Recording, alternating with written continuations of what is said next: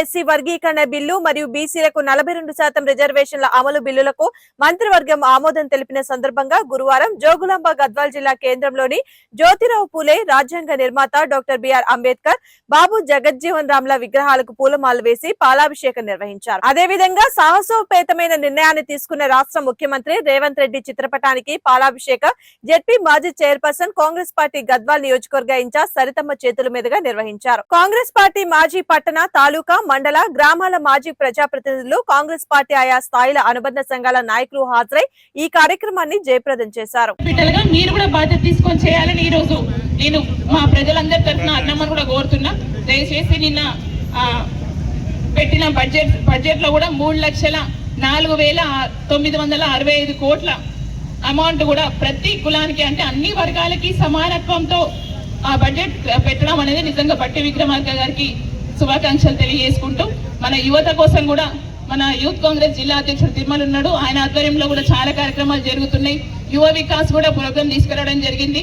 50,000 నుంచి 4 లక్షల వరకు కూడా యువత ఎవరైతే ఉపాధి లేరో వాళ్ళందరికీ ఖచ్చితంగా లోన్స్ ఇచ్చి ముందుకు తీసుకెళ్లాలనే ఉద్దేశంతో కాంగ్రెస్ పార్టీ ముందుకు నడిపిస్తుంది. సో దయచేసి ఇక్కడ ఎవరు పార్టీలు, కులాలు, మతాలు ఏం లేవు.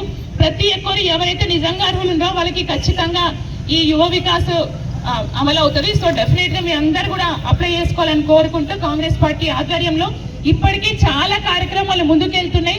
కానీ మేము చేసింది ఎక్కువ, చెప్పుకుంది కొంచెం అని ప్రచారం తక్కువైంది. దయచేసి ఇప్పుడైనా కాంగ్రెస్ పార్టీ మీద ఉన్న అభిప్రాయం, ఆదరం ప్రజల్లో. గౌరవ ముఖ్యమంత్రి గారు ఒక అగ్ర కులస్తుడు అయినప్పటికీ బీసీలకి ఇటు ఎస్సీ వర్గీకరణకి రెండింటికి కూడా ఆయన భుజాల మీద వేసుకొని ఆ రోజు రాహుల్ గాంధీ గారు ఎలక్షన్ల సమయంలో ఇచ్చిన మాట మేరకు ఈ రోజు మనకి బీసీ కులగణన చేయడం జరిగింది. అలాగే దానితో పాటు 42% రిజర్వేషన్ అనేది ఇటు విద్యలో, అటు ఉద్యోగాలలో, అలాగే రాజకీయంలో ప్రతి ఒక్క దాంట్లో కూడా అమలు చేస్తామని మొన్ననే అసెంబ్లీలో దీని పరంగా మనకి ఏకగ్రీవంగా తీర్మానం చేసుకోవడం జరిగింది. నిజంగా అందరికీ వీటన్నిటి మీద మేము ముఖ్యమంత్రి గారికి అలాగే కేబినెట్ మొత్తానికి, బట్టి విక్రమార్క గారికి అందరికీ కూడా పేరు పేరున మా కాంగ్రెస్ పార్టీ తరఫున, గద్వాల్ ప్రజల తరఫున ధన్యవాదాలు తెలియజేసుకుంటున్నాను.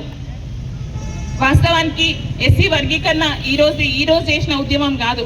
దాన్ని గత 40 సంవత్సరాలు నాకు తెలిసి, ఎందుకంటే అన్న శంకర్ అన్న ఎంఆర్పిఎస్ నాయకుడుగా 40 ఏళ్ల నుంచి అందులో ఆయన కొనసాగుతున్న 40 ఏళ్ల నుంచి కూడా ఏ పార్టీ వచ్చినా, ఏ నాయకుడు వచ్చినా, ఏ ముఖ్యమంత్రి వచ్చినా అది చేసే ధైర్యం చేయలేదు. ఎందుకంటే దాని మీద వ్యతిరేకత వస్తుంది. ఇటు మాదిగానే 2 కాన్సెప్ట్ మీద చాలా ఇబ్బందులు పాలవుతామనే ఉద్దేశంతో వెనకేసి తప్పించి ఎవ్వరు కూడా ముందుకు తీసుకురాలి. అలాంటిది ధైర్యం చేసి ఈరోజు గౌరవ ముఖ్యమంత్రి గారు ఎస్సీ వర్గీకరణతో పాటు ఈరోజు బీసీలని, అంటే ఏ బీసీలు అన్నారు తప్పించి బీసీలో జనాభా ఎక్కువ ఉందన్నారు తప్పించి ఎవరు ఎత్తున్నారు అన్నది ఇప్పటివరకు ఏ పార్టీ చెప్పలేదు. సో అధికారికంగా ఫలానా కులానికి, ఫలానా